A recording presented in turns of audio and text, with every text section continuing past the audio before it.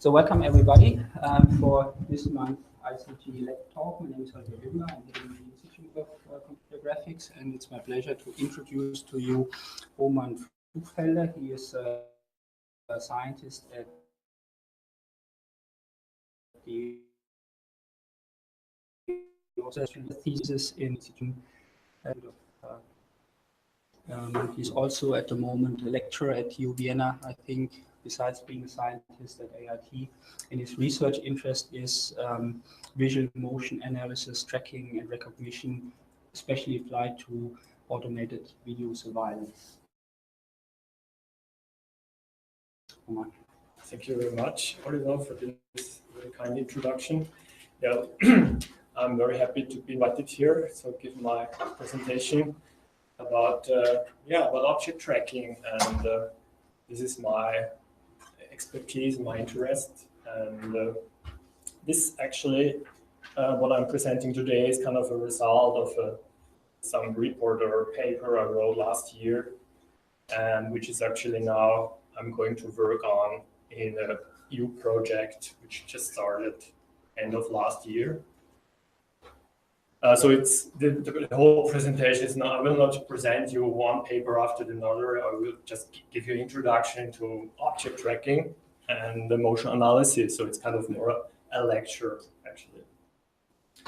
Okay, so what would I like to talk today? Well, here's a little roadmap. So hopefully I will be in time. So first of all, I would like to give you a kind of a brief introduction into object tracking. And there's a broader field behind, which is called motion analysis. And then I would like to give you some kind of classical views on this problem, right? So this field is quite old, but still very active. And then I would like to focus more on the central part in this presentation is about, how could we apply machine learning actually to the problem of object tracking, because this is actually quite new for some parts, and in some other parts, I will explain this later, quite well known. And finally, if I have time, I would like to show you some quantitative results about the performance and the state of the art of object tracking, and some conclusions we can draw in future work. So what is tracking? What is it actually? Well, tracking is kind of a process, very simply speaking, that relates in a certain sense images. So it's about correspondence, and it's about actually tracking itself is about correspondence between image regions, right? So when you turn this to the extreme, you could say, I would like to estimate the correspondence between pixels, but that would not be called tracking. That would be something like optical flow. I will come to this later. So when we consider whole regions, that might be some kind of segments or whatever, then we would talk about object tracking. And here, for example, some nice example of object tracking. So what you see here, here is an object, a book, and this is to be tracked. So the position and the motion itself is represented by this yellow bounding box, which is kind of moving with the object, right? This is the essential task of tracking, right? In this particular case, we assume that the object is planar. So what we're doing here is we extract these blue points, and we consider the dual, which are these lines, and we do line tracking basically, and by exploiting several projective invariances. So this is a special approach, I would say. But basically, that's kind of a very good example of tracking. And yeah, so also you can see here, there's also light changes in the background, so that should be robust to this kind of new resources and so on. So why do we need this actually? Why do we need this kind of task? Well, tracking is important for visual motion analysis. I will come to this later. And essentially, it's very, very necessary for several applications and tasks. For example, for object or action recognition, you have to understand the motion and dynamics of the scene.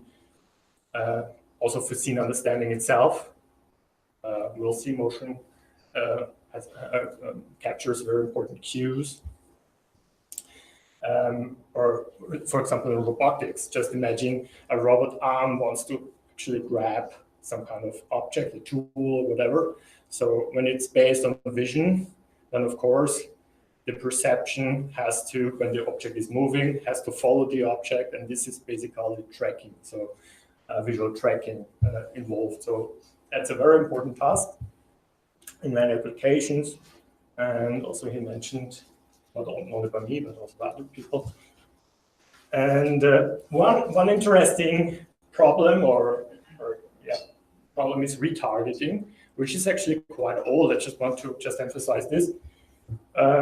So because retargeting, this is a video from the 1958 actually, where all this started, because this was the very first, I would say, application of tracking, right? Retargeting. So at that time, like Claude Shannon came up with his information theory, and that was about 1948 exactly. And then there was an interesting book, 1953, a couple of years later, where Philip Woodward actually applied this theory for radar tracking, right? And so radar tracking is kind of one of the first applications of tracking, right?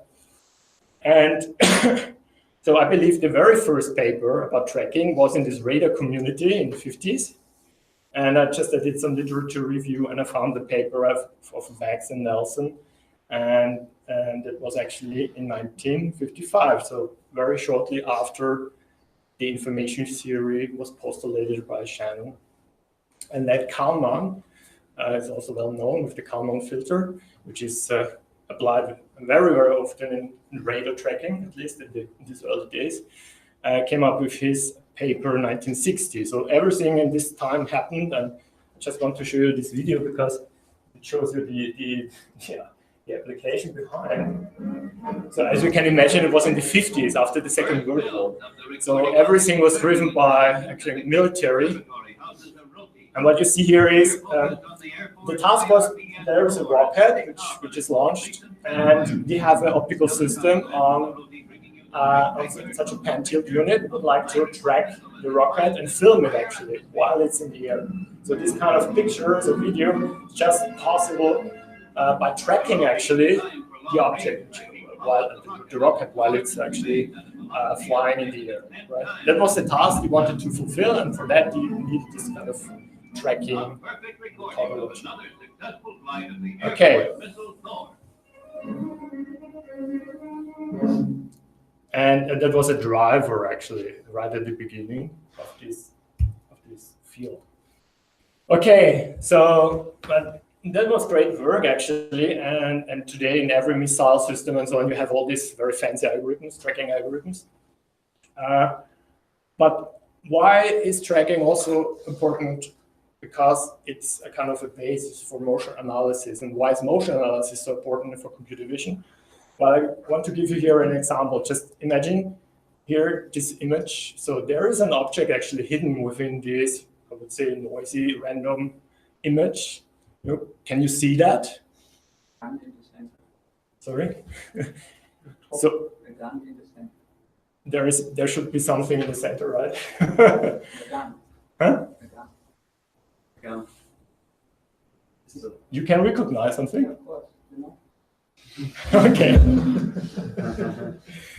So the trick is now, and this is because our visual system works like this, is when I show you now a second image and we assume that the object is moving, then suddenly this object will appear for our visual system, right? So when I show you this two-frame video, and suddenly, it's easily seen that there is a rectangle moving back and forth, right? And that's one of the nice examples why motion is so important, for visual computing tasks, right? And why we would like to kind of handle motion, right? Extract it. Okay. What about the cont? Where is it? Okay. Okay. So the theory behind motion is kind of the motion field. So and the motion field captures, by the way, the dynamics of the scene. So how can this be mathematically described? Well, we assume a three-dimensional world, which is given by a wall-coordinate system, and there is a 3D point.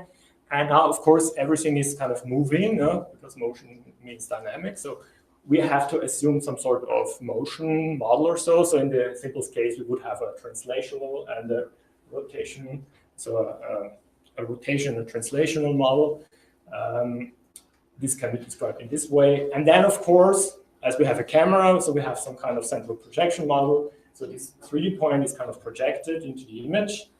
And now, as I said, because we are considering dynamics, so we're considering the derivatives. So we actually basically, a motion field is basically in the image a two-dimensional velocity field, which can be described in this way. So the motion field itself is kind of a two-dimensional vector field in the image domain, and kind of we would like to estimate this, right, from videos. Right? That's actually the point when you would like to analyze the motion field.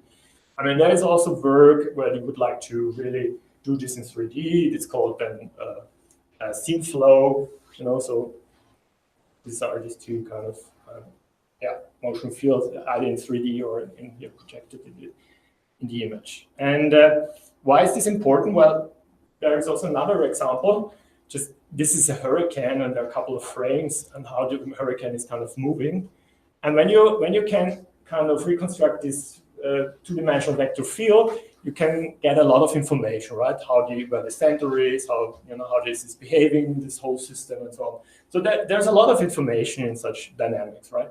And that's a reason why we're so interested in that. Now, coming to the problem and the challenges for analysis of motion. Well, basically, when you look into the literature, you will find that there are actually three very important problems you have to solve when you would like to analyze motion. And these three problems are actually very fundamental problems of computer vision itself. So the first very important problem is we have to, in a way, solve this correspondence problem. So you have two consecutive frames, and you would like to establish some kind of correspondence between, let's say, two 2D points to estimate this velocity field. Then the second and this can be done in several ways. So either you can do this by formulating the whole problem in sense of kind of differential equations in the continuous domain, or difference equations in the infinite domain.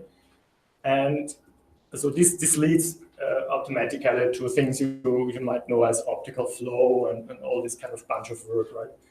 Or you consider this in terms of not pixel-wise, but like image regions, as I've shown you before, a whole person or vehicle, whatever.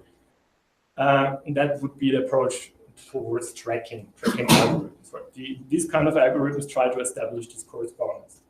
And then this second very important problem in motion analysis, the reconstruction problem. So we would like to reconstruct actually the scene very often, right?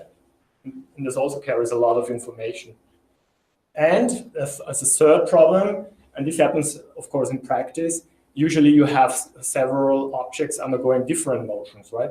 So when you have a scene, then there is I don't know, some tree leaf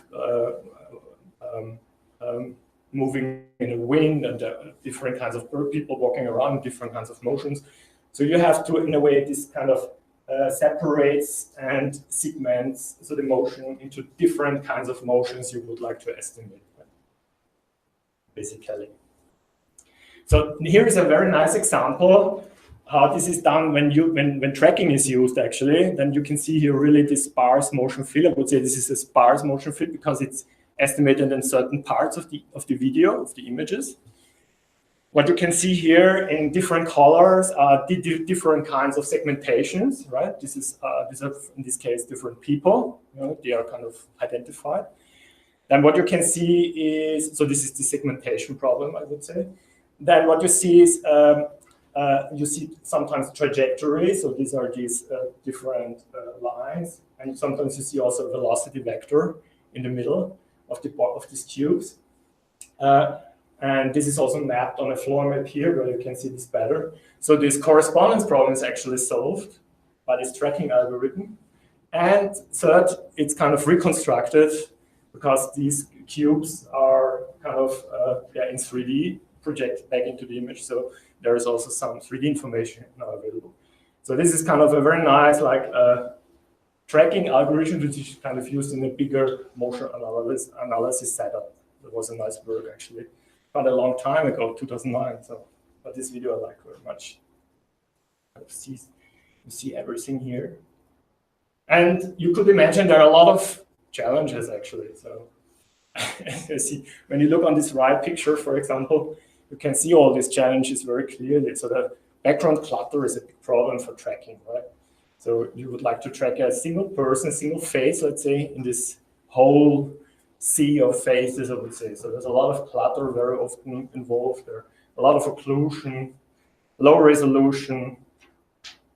When you go more and more to the upper part of the image, you lose resolution. Fast motion, motion blur, of course, and this is becoming also more and more important, unknown objects, like in automotive driving. Suddenly something totally unknown appears. You would like to perceive actually this object. You would like to understand the dynamics of the object that the car, for example, can handle that. Right?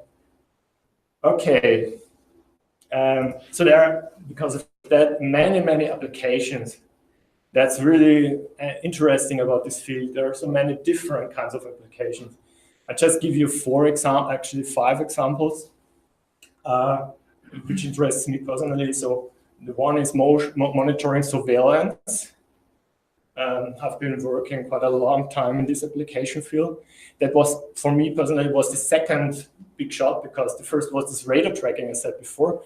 But for vision itself, it was surveillance. So like around 2000, all the papers were about video surveillance and so on, because people thought this is really now a nice application for computer vision.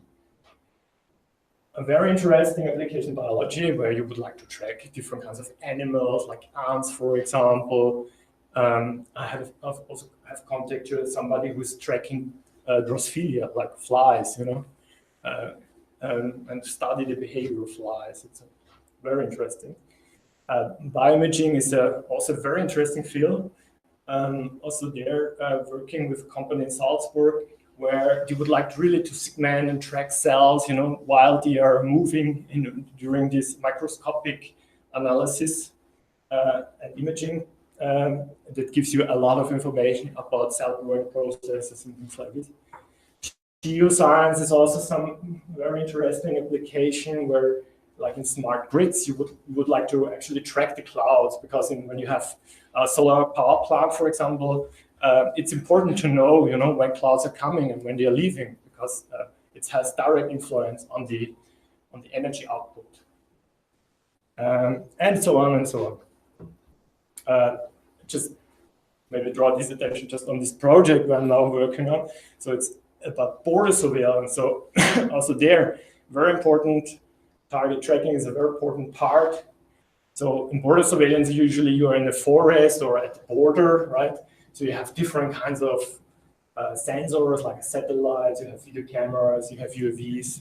You try everything out there. And basically, in border surveillance, you have kind of 3 main tasks. You would like to detect changes or like anomalies, like for example here, some people, but you don't know that this is a person. You just know this is a change, right?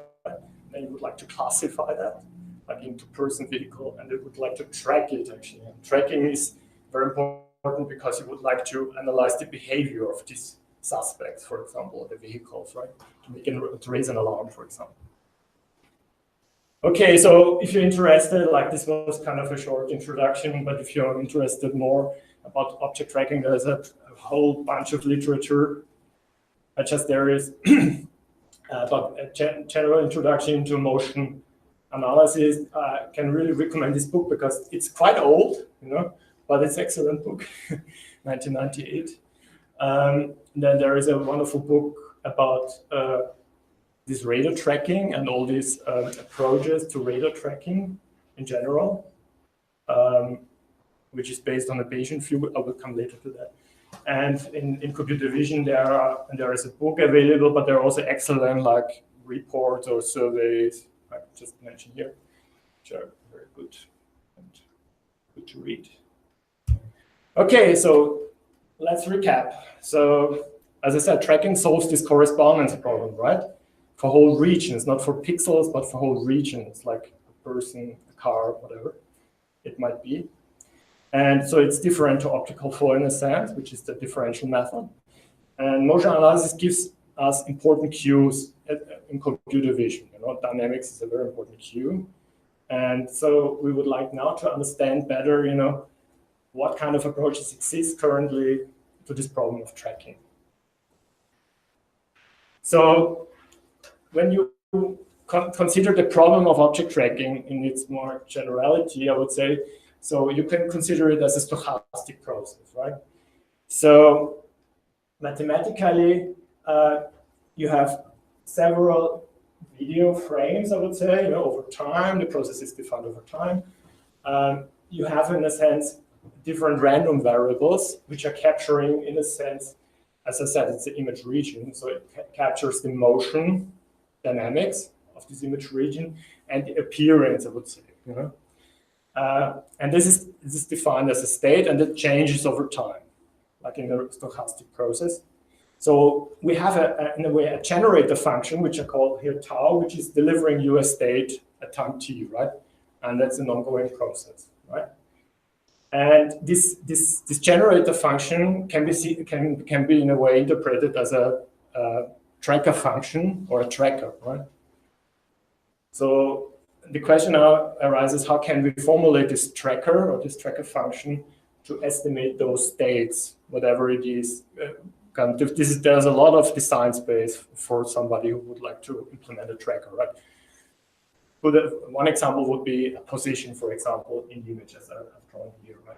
This would be a point tracker, kind of the x-y coordinate. And maybe the velocity. Then we capture also some sense that the dynamics here. Okay. Now, this is a very general formulation, but the question arises: how can we formulate this tracking function or tracker? Well, one way how to see this problem is to see it, or there's a bunch of work seeing this under this metrological view. So seeing this as a tracker, as a measuring device, actually. You know? And when you see this as a measuring device, then you could come up with something which is well known with this measurement equation. So you consider images at time t, so this would be this xt, and then you apply some kind of measuring as a measuring device. It would be, for example, a detector, right? Something which detects you, the object.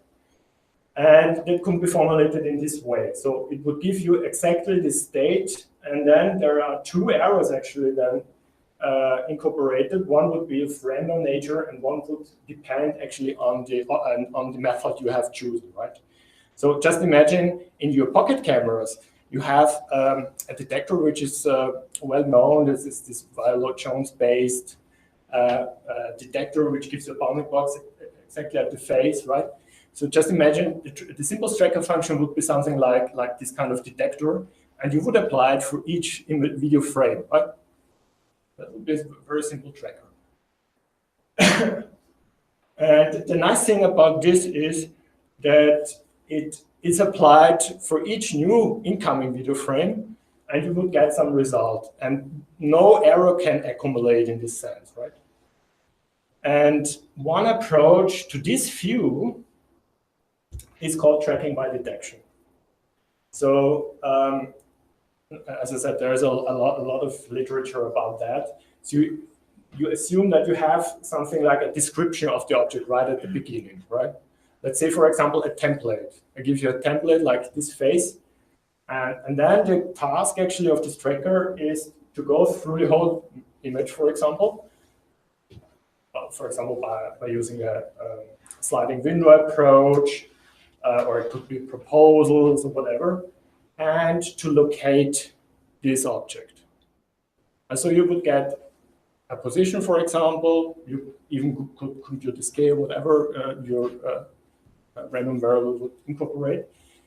And so this would be one of these approaches for tracking in this scenario of metrological viewing the problem. So I would like to give you here an example.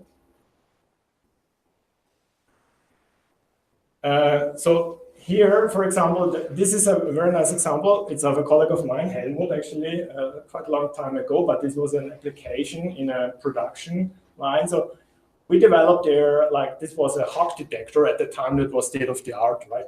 And we were applying the HOG detector in each kind of video frame. And you see there are spurious detections. And now what we did is we tried to improve that by considering those detections over time. So on the right-hand side, you see the space-time, and you see all these detections in the space-time, and you see that certain detections which are really representing those objects which are moving, right? They form these kind of trajectories. So we exploited this information, and by that we got rid of all these noisy detections. And that was a very simple method, actually based on a detector, to solve the tracking problem. That's what I want to say. So it was and it worked even in these challenging conditions. Okay, so tracking by detection is still applied in various applications, and it's still state of the art. I mean, there's still work going on in this field, subfield. Another view, I would like to draw this attention out to another view, is a view where now we consider time series. So the tracking function itself, which is here tau, the tracking function itself is not based just on the current video frame and delivers an output state actually at that time, but it now also has access to previous states, right? Which is now here drawn by this loop actually, where we can feed the previous states back as input to the tracking function, or written here. So now the tracker in this view has access to the previous state, which was not the case before, right? Before we had no access to the previous states, which were estimated during the tracking process, right? Now this has advantages and disadvantages, right? So the first disadvantage, I would say, is that you cannot have access to all your previous states, right? Because of resource limitations and so on. So in a way, you can have access to a finite number, I would say, of previous states, which is now kind of written here. So with this n, right? So there are two important cases. So when n is 1, that would be this tracking by detection case, which we have seen previously. And when n is 2, that would be this important class of time series trackers, which following this Markov ideal, right? So you have just access to your previous state, and you have to estimate the current state based on the previous state and the input, the image, what you get. And what is interesting actually on this is, so what is interesting is, in a sense, it now has the ability to learn actually, because it can build the decision about the current state on the previous state. But of course, in this formulation, when you, for example, consider 2 times, when you apply the tracker 2 times in this composition, it can accumulate now errors, these systematic errors, these errors which are specifically to this tracker, right, in this particular case. And this is a very big problem, because that causes drift. So there is a big challenge with all these kinds of trackers, because they are prone to drift. They might lose the object, right, because of accumulating the systematic errors. But they are able to learn, and this is a very big advantage, actually. And there is a very important approach in this view, and which is called filtering. I mean, this is right at the beginning of radio tracking. We use this kind of approach. So basically, in filtering, you see your tracking function now by actually considering two different kinds of sub-functions, I would say, or so. One would be some kind of state space model, which is the function f, which gives you some prediction based on the previous state. So you get a prediction for the current state of the previous state. You can model that, right? This is it's up to you, right? How do you predict your new state based on the previous state? And expressed by the state space model. And then you have a model of measurement, what we have seen before, like with the tracking by detection, is Metrological View. You have a function g, which is actually now based on this prediction, on this state. It gives you of time t and gives you an estimate st, right? And now we combine those two. So this tracking function, this filtering tracking function is kind of a composition of these two models. And there is actually a very nice formulation when you consider this in a Bayesian view, in a probabilistic Bayesian view, which is written here. So this is very often used in filtering when you do tracking and using a filtering approach. Then you mostly actually 99%, I would say you consider this under a Bayesian view, right? Why? Because in tracking you can always assume some initial state. This is not the problem in this particular field actually. Usually you assume an initial state, like the first position of the object, like the person, the video frame, the first frame, right? And then you can start a tracking process. So that's the reason. Okay. So here some kind of interpretation when it comes to computer vision tracking, I would say, and considering this with this filtering approach. So usually when you look into the literature, you will always find something like this kind of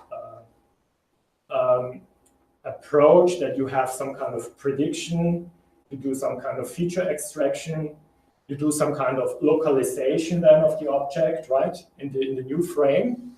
Like localization, in a sense, you estimate the bounding box in the new frame, and then you have your old bounding box and you have this new bounding box, so you have a model kind of, and you would like to update that model, and then you'll track further on to the next frame. And so this prediction basically is something like the state space model. It's comparable to the state space model. On these three parts of like computer vision trackers, they are all kind of realized by this tracking function. And there are many, many examples how this is realized. Like people use Count filters when they assume that these probability distributions are Gaussian, for example. But this is, of course, very often not possible, because in computer vision you have very often a lot of ambiguities. So then they assume multi-model densities, and particle filtering especially has been actually very popular in computer vision, still popular. And there is a very old work, but it's a kind of still, I think, was the first work applying particle filtering to visual tracking. And it was the condensation algorithm. So, and this is quite old actually. I think it's even 15 years old, this work. So, and here was the task here for this particular paper was to track a leaf, by this shape, right? So the description was this contour actually, and we wanted to track the contour of this leaf. Although there is a lot of clutter, because you see a lot of other leaves, you will see rapid motion, occlusions, and so on and so on. Just start this. So there are a lot of ambiguities, as you see, and still working pretty well actually. So today we have all these deep learning methods. So I just want to draw this attention back to this, this particle filtering, condensation. So that actually at that time was also very impressive work, and still is. Okay, so this is kind of everything, how you can see this inference. Like you have tracking, this is kind of an inference. So you can see this under this metrological view, then you end up with this tracking by detection. You would like to see this as a time series, then you consider mostly it as a filtering problem, right? And condensation or particle filtering would be something very general, I would say, and can cope with really complex problems. So beside that, there is another important part, as you have seen maybe in the stochastic process. There's this state variable, as I said, this random variable, and it captures in a sense information about the motion of the object and about the appearance, because we're in visual tracking, so there is appearance. And we have also to, in a way, design that, right? How this should look like, right? And so this is kind of the second ingredient, I would say, where you can make a good tracker. So this description is very much essential for good tracking. And I just want to give you some examples. So motion descriptors, like you could, as we have seen before, like a single point could be a description, or the velocity, additional the velocity, or you break up the whole object in different parts, or you see just a bounding box around. This is axis aligned. This is very popular actually, because this is easy to draw for humans, right? So you can make this quantitative evaluation very easily. Or rotating bounding box, or you give up the rectangular form and have an ellipse and so on, and to the extreme actually to a whole kind of a silhouette, right? Which is of course very difficult then to describe in terms of data structure and things like this. This is kind of this motion description, I would say. There is another description which is important, which is considers the appearance, right? Or intensity values, right? And I just want to draw here the attention to a differentiation I would like to make here between descriptors and representation. So because usually people use both for the same kind of meaning. But here, for example, for me, the representation would be the data structure itself. So you would have a data A, like this picture, this landing, for example, that would be a two-dimensional matrix, right? And now the descriptor is actually a function which transforms this data, this representation, into another representation. For example, in this case, we will transform this lambing image into a vector. Right? It could be, for example, a HOG descriptor. Was very popular at times, still is actually. And why I just want to mention this, because when I would ask you a question, would you see in this image a lambing? And I would ask this question, and I would just give you would have to draw this answer on just on the image itself. It's very hard actually to write a computer vision program actually to do that. Usually, I think when you would apply that, you would see that it would be something like in 50% it would answer correctly, and it would 50% would answer not correctly. So it really guessed, right? So because there's a lot of information in the image, right? There's a lot of information. It's very uninformative regarding to this question. So the holy grail in computer vision is to transform the original image into some representation, which suddenly becomes informative to the question, which captures the essential information about, give you an answer to this question, right? And I think this is all about, right? Like in computer vision, when we do this analysis. So coming up with a really good feature transform. It's also called sometimes feature transform, right? So I'll give you just an example with kind of old stuff like, this is, for example, usually we use matrix image representation for images because usually cameras are delivering us this. And then, for example, a HOG descriptor was very popular for example, detecting humans, and it's a simple vector, right, in a feature space. Or the BRISK descriptor, which was a little bit different, so computes comparisons between different image regions in the original image. And so is this intensity value larger than the other? And yes or no, and it gives you a binary descriptor, right? Which has advantages then in terms of computation and so on. So just to discriminate this. Okay, so just to recap, I just am running out of time. So I just mentioned you, okay, we have this tracking problem, and we can see this tracking problem under a metrological view, where we end up in a certain tracking by detection paradigm. So we use a detector actually to track an object without further learning whatever. So everything is upper unknown. The detector actually captures the object we would like to track. or we see it really as a time series view. So we are able to feed, previous estimates back into the tracking function, actually, right? So we have something like a recurrency. And this is the most popular is called filtering, right? The most popular approach to that. And both have their advantages and disadvantages, I would say. And this tracking by detection is not prone to drift, because you have you're very conservative. You have a detector and you just apply it, right? Whereas when you start learning online, kind of, adapting and so on, by previous states, you can drift. You have automatically this problem.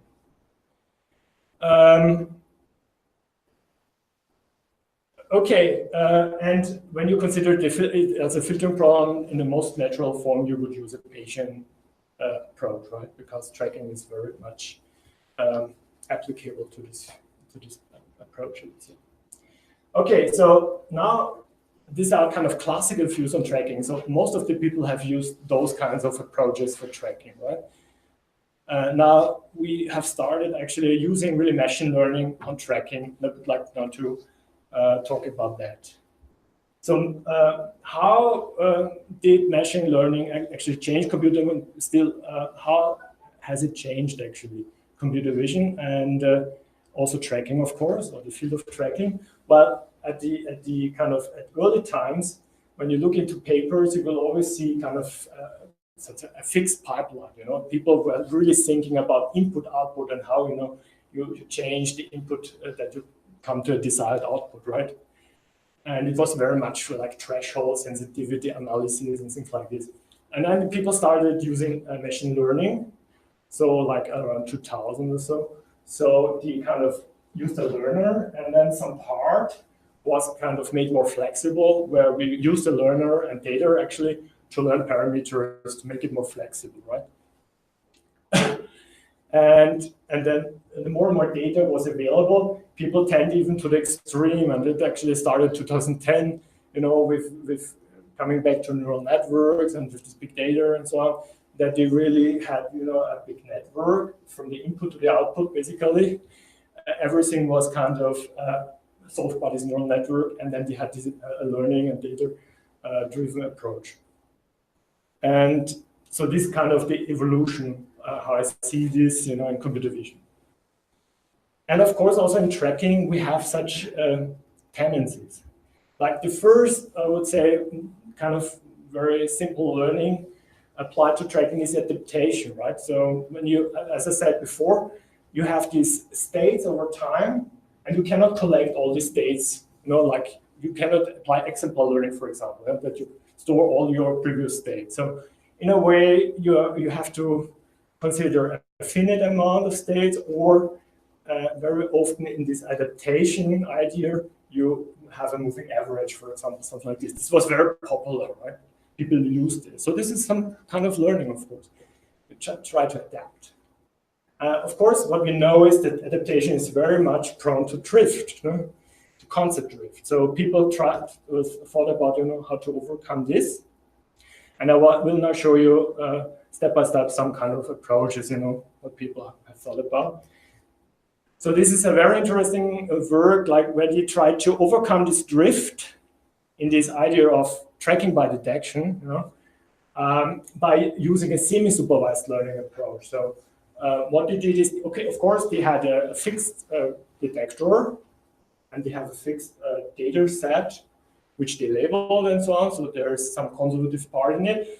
But then, and this was actually formulated in a boosting framework, they kind of changed those confidences, which this confidence map is actually shown here. So this is actually the mathematical part, to add unlabeled data. So over time, when the tracker tracks from one video frame to the next, it sees unlabeled data. And the structure of this is actually incorporated in the adaptation of this reclassifier. So this is a whole other boost framework, right? And so it's, in a way, it's not, it's not really prone to drift, because, what it has learned, it will never lose. But it is able to adapt, in a better way as a simple moving average or things like this. And actually, those guys, like there is also Hamlet here, was involved. They got even the Köttering prize last year at ECCV for this work. So there was a kind of a honoration of this work, because this is kind of was not actually really followed a lot in this field. What is currently kind of a hype is like supervised learning tracking now. It started actually in 2015. So we have the same setup. We have, as I've shown here, but now the tracking function is interpreted as a decision function. You know? So just interpret the tracker function as a decision function. Then we are in the statistical decision theory framework. And now we can, and as we have data now available, right? We have now quite large data available. There's a lot. The last data set got 10K, I can show later, has now more than 500 different classes of objects, right? With millions of videos. This is an enormous amount of data, which is now available also for tracking for video sequences as a whole. And now you can, you know, apply all the learning paradigms available, for example, expected risk, minimization, whatever, to really learn the parameters, for example, or to learn the right decision function, you know. One example which came up in the last years is GoTurn, for example, here. So GoTurn is a simple network. It's a Siamese network. There are two AlexNets, so there are two neural networks which capturing features, as I said before, this feature transform. And then you have fully connected layers, and it regresses directly the bounding box. So it's really something like you have a current frame, you have a previous frame, you crop. This is a pre-processing. This is not part of the network. This is done extra. But you have basically a search region and the representation of the object you are looking for. And then the network estimates or gives you an estimate of the bounding box, right? So it's really kind of, there's a training step, as I said before, in this deep learning paradigm. And then the network is kind of frozen and it's just applied to new sequences, right? And it works actually very well. So this works very well, especially with this very large data sets. They're actually in the first place with this very simple approach, right? And there are tons of different approaches in computer vision in tracking.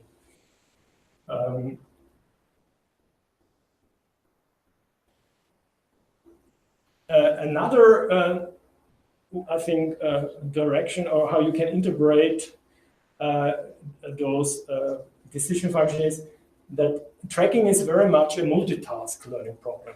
As I said before, when you look at this, so there seems to be multiple tasks to be solved to come to an output, right? So this decision function can be composed by different sub-functions, as I said, something like, for example, a function which is doing some pre-processing.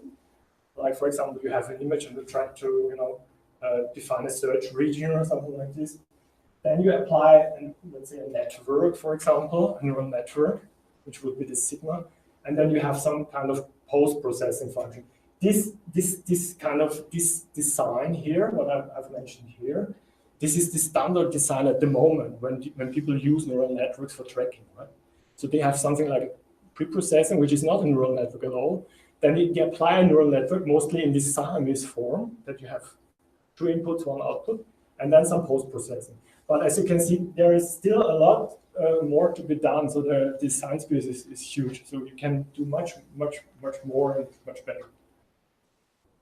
A good example of this way with post-processing, because in the GoTurn we directly regress the bounding box, is a network which is called Siamese FC, and it's actually the second most successful network at the moment. This GoTurn is the first, and Siamese FC is the second.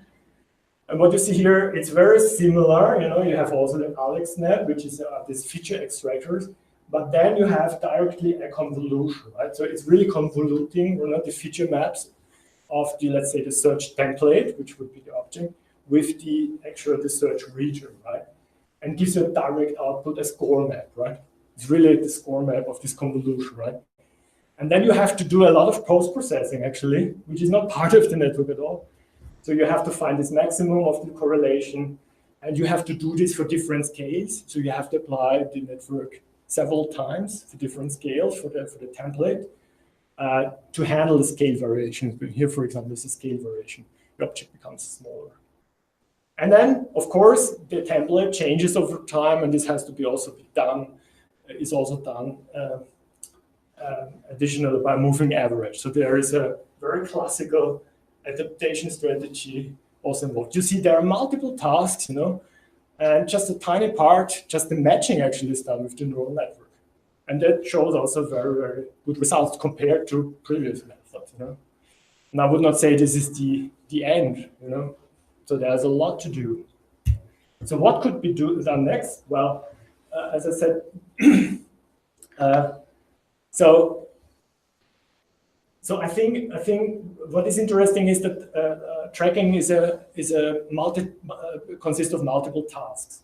So what of the strengths of the neural network is, besides capturing this contextual information, which seems to be very important, is it's a perfect learning framework where you can formulate these different tasks, in this connectionist framework and combine it in the right way.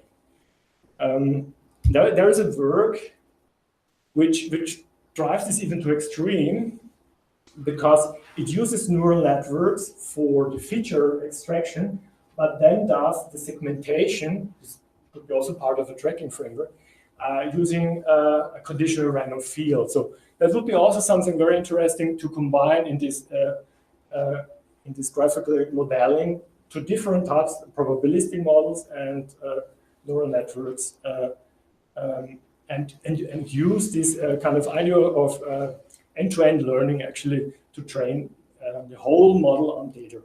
So that was also a very interesting paper. We had a lot of discussions about this, but this has not been done at the moment for tracking. Okay, so to just recap, because I'm really running out of time. So there are all these kind of classical methods in tracking, starting in the 90s in visual, in computer vision. As I said, adaptation, that was the first learning idea in tracking. Then, of course, using Kalman filter, using mean shift, like I said, particle filters, all these kind of filtering-based approaches. Then applying tracking by detection. So we had these nice detectors, which we were able to learn, and then we applied that for tracking. And now we are kind of heading to the supervised learning scenario, where we have now these kind of interesting Siamese networks we can train on big data, actually. And now the question is, where we're heading. So still we are not there. So there are kind of a lot of work is now done towards unsupervised learning. There are a couple of papers now using generative models. But still, I think this kind of semi-supervised learning and so is still something which is also very fruitful to be further to be thought about, because that's also interesting right here. Kind of forgotten. Okay, just to show you why there is still a lot of work to be done. Just want to show you we are running actually a challenge in tracking, which is called VOT, and it's running since 2013, and we will have this year at ICCV another challenge. And just there are a lot of numbers. Just to tell you, with all this data we now have available, with all this activity, hundreds of papers each year, hundreds of different approaches, we still cannot solve the tracking problem. So we have, on average, 4.2 failures. I just studied this on the data set, 4.2 failures per 1 minute video, 25 frames per second. Just imagine this in a practical setup, your tracker would fail really 4 times. I mean, it would really lose the object, right? 4 times. So the object is moving in a 1 minute video, whatever it is, right? And it would lose it really 4 times in this 1 minute, right? So this cannot be practical, right? From my point of view. And the second, when it comes to accuracy, right?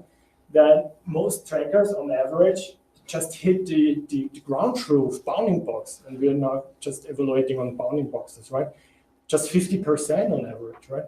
So we are not really hitting the ground truth bounding box. It's just 50% accuracy, right? So there's a lot to do, right? So we are not there. Also, what you see is we started kind of this, I read the first data sets like 2015, and you see they are very small. And now we're coming, new data sets arising larger and larger. This was the last one, which is really incredibly large, because there's a lot of annotation effort, you can imagine, when you have video. This came out in China, so we got it. And what you see here is that this overall measure, which is called area under the curve, of success rate versus overlap. So the overlap is kind of this overlap I mentioned, like this is kind of assessing the accuracy, and the success rate would be something like the robustness, right? Like the failures. So it's a kind of an overall measure.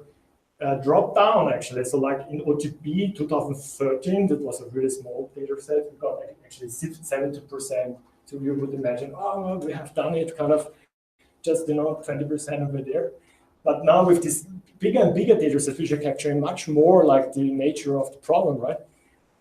All the things that are going down, like here, like the best trackers, they reach here like 37.4. For Goldman, it was 34.2%. So we are really, going down actually, in these measures, right? Very, very dramatically. So we are not there. We haven't solved the problem, right? And what is also interesting is that all the fancy algorithms, which were the winners in the smaller data sets, like for example, these correlation filters, which is called the ECHO, right? They all are now much inferior than these very simple neural network trackers, right? So it's very difficult to say, what tracker is better, which approach is better than the other, why this kind of. So it's really a mess, I would say, right? Oh, it's interesting, because it's such a mess. Okay, so this is my last slide. I'm finished. So tracking is in its generality a totally unsolved problem. I'm not saying this alone, right? So, and that's the reason maybe why there's such an activity in it, right? And when you have specific objects, right, and specific environments, then you can come up with some practical method. So I won't say it's overall unsolved, but in its generality, it's kind of unsolved too. It's really working for very specific applications when you exactly know the scene, and when you know the object you would like to track and things like this. And so the tracking problem is in a way a persistent problem, because it arises in the 60s and still is. So that's interesting. There is as I said, there is the theory application dilemma, as I mentioned before. So various applications specifically don't know really much about a theory of tracking or something like this. But learning tracking, what we have seen seems to be a very fruitful approach, because that might be that we might have some kind of very general approach that we can apply on specific applications when we have the data available, but we can train it and learn from it.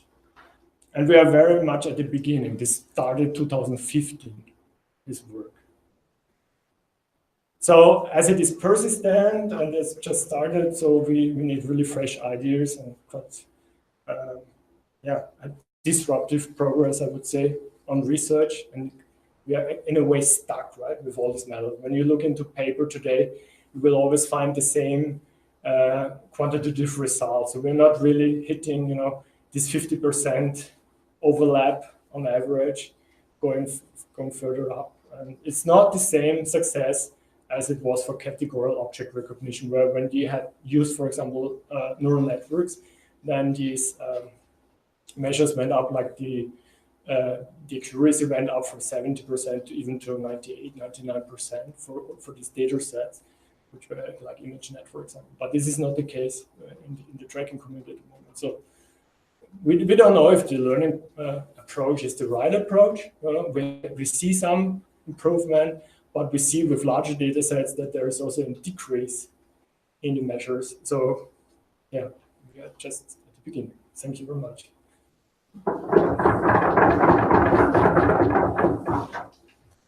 Yeah, thank you very much.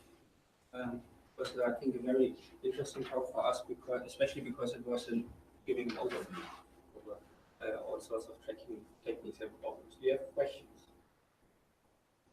I have two questions. One relates to the time and to the roadmap timeline. think it's some 4 or 5 slides before. No, it's after that. Just have a timeline. And the question would be... Where is it? This here? No, it's after that slide. Next? Yep. Okay.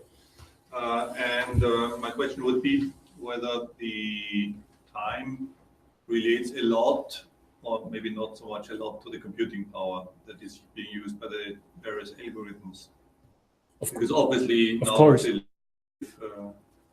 that's a constraint which is lifted more and more, but is it really the driving thing behind it? Yeah, sure. Yeah, of course. Like here, we have really just very low resources available. So people use like cont filters, very simple things like like in this tracking community, this radar tracking, for example. These are very often embedded systems. So you have really not that computational power available. I would just mention because of this generative model, because they are now very popular in computer vision, that most of the research groups are working on unsupervised. Like there was at NIPS this square method which applied this AIR model of Islami to tracking, to multi-target tracking. It was actually it's for multi-target tracking, even more complex problem. And when we tried that out, actually, when you try to train that from scratch, it takes you 4 days actually. So this is not, well, when the training takes 4 days and the inference then is very fast, that's also fine, when it's totally kind of, when you train it and then you apply it for an application or whatever. But still, this really needs a lot of resources, which would not be possible without GPUs. In case I'm constrained on the resources, I have to choose an algorithm, let's say, in the first half. This slide. Yeah, when you have limited resources, I would really concentrate on, well, I have to say, for example, these very simple Siamese networks, I have shown you this CoTurn, for example, or Siamese FC, they are very efficient in the inference, actually, right? So they can really track 150 frames per second in real time, right? So just the inferences can be very, very fast, actually. But the training itself, of course, takes time and resources. But this is general, I think, for deep learning. Yes?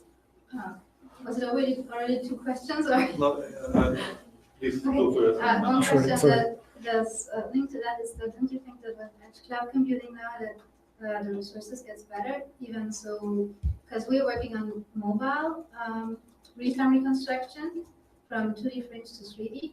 So we hope that with edge cloud technologies, it will get much better to have those algorithms running probably in embedded systems too. Yeah, I mean, this is the hope also in my group in AIT, that we would like to use cloud computing, right, that can do the fancy things outdoor. What would be the time frame you think for when will we be able to use it better? I mean, I think this is a technological question, I would say. So I think there's a strong effort in new software tools, in new hardware, embedded hardware, bringing like these deep learning models onto the edge, right? In this IoT scenario, right? That you have something which is running embedded, on the edge, I would say.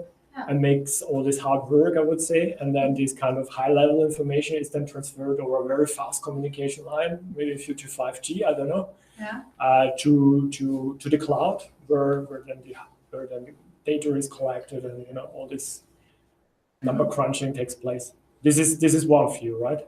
But it is not the only view, I would say. So there, like when it comes to computation, because I haven't talked about computation and tracking, right, very much. There are also other approaches. So, for example, there is the idea of neuromorphic computing and neuromorphic sensing, actually. So those sensors, this is a different type of cameras. This a neuromorphic sensor is a event-driven camera. It's asynchronous. It doesn't deliver you a frame-based image, like a frame-based acquisition, but it gives you asynchronous events.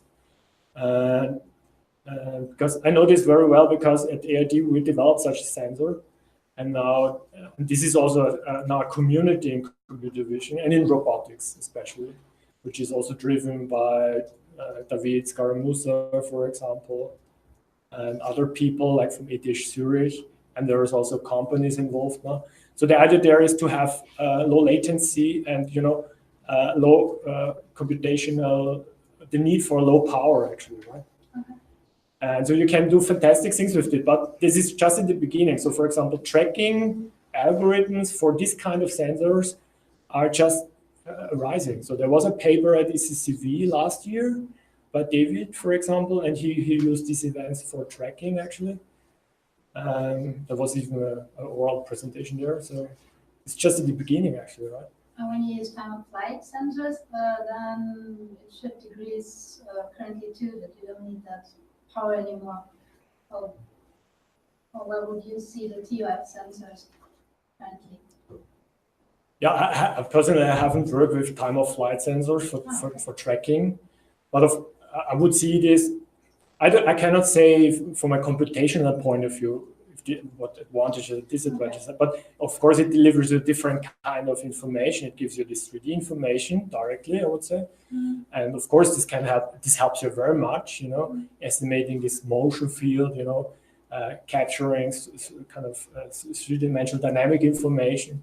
And that might be the reason why it's always very often used, like in augmented reality setups or so, where you would like to estimate the pose of an object, and things. You all use this time of flight sensors, and also in robotics, because you get accurate measure, or let's say more accurate measurements by just using the classical camera, I would say. But there's a lot of research going on also with normal cameras. So. More questions?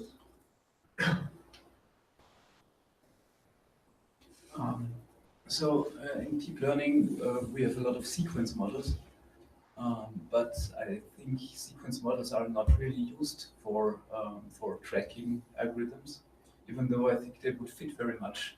Why? Do you know why that is? Because, for example, the Siamese only takes 1 frame or 2 frames at most, and I don't think much of them are sequence-based.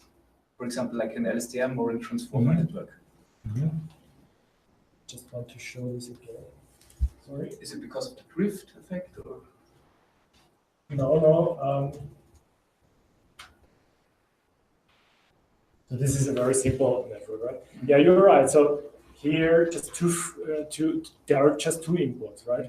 You could see this as the simplest LSTM network, I would say. It's unrolled, there are just 2 inputs, like 2 different time instances, right? I think it's good to start with that, because I think we can better understand the tracking problem in itself when we start with the simplest model, right? There is a lot of work, in tracking using LSTM and recurrent networks, and those I would say implementations, they are straightforward, right? But they are, when it comes to quantitative evaluation, they are not much better, not much worse actually than very simple models, right? So the question now is, why is it, right? Because they should be more general. I mean, they should capture much more information, right? For this, I personally tend at the moment because I'm starting out with this actually, or actually it's an ongoing process, starting from scratch, and I would consider a triplet network before I would go to an LSTM, right? And because there's a lot to be explored, because we don't know at the moment how spatial how this network distinguishes between spatial features, temporal features, spatial temporal features, what is actually going on in these fully connected layers. Because this network is comparable in performance with this network, and there is just a convolution, right, where the fusion happens between the feature maps. So this is basically, this is just the single image here, and this network just sees the single image here. So it, in a way, extracts a feature hierarchy, feature maps totally independent. And then it just matches it, actually. Right? So there is no temporal information really exploited in this network. Right? So we can do much better because, of course, temporal information might be important for tracking, right? Like when I see, you know, your gait, I can even identify you, right? So there is a lot of information in the temporal domain, and the LSTM covers everything, I would say, right? It's a perfect approach, but you know, you don't know what's going on, and it's not superior, right? Yeah. We're not hitting really the top feature. Yes, it was in the very first part with the application on the track by detection. You showed two scenes, well, the same scene twice, I guess. And the second show where the detection is much better, much less object loss. You did use a similar thing to what you were just describing, that that you used time actually. Can you show me the slides again? It's in the very first part where it's a kind of construction all here. This video? Oh. Oh, it's in the slide for track by detection. That's the name of the slide, and it should be. It's like a storage hall where workers are going around. Yeah, this is this video. You mean? Okay. Yeah. Okay. Yes, that one. Yeah. So in this scene, it's just really strict track by detection, and in the second part of the video.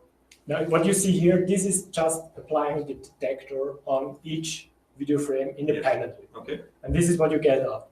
So like you have your pocket camera and you focus on somebody, and then you will see the rectangle on the face, right? And what you see simply here is that there is no temporal information taken into account. So you have a lot of spurious detections, right?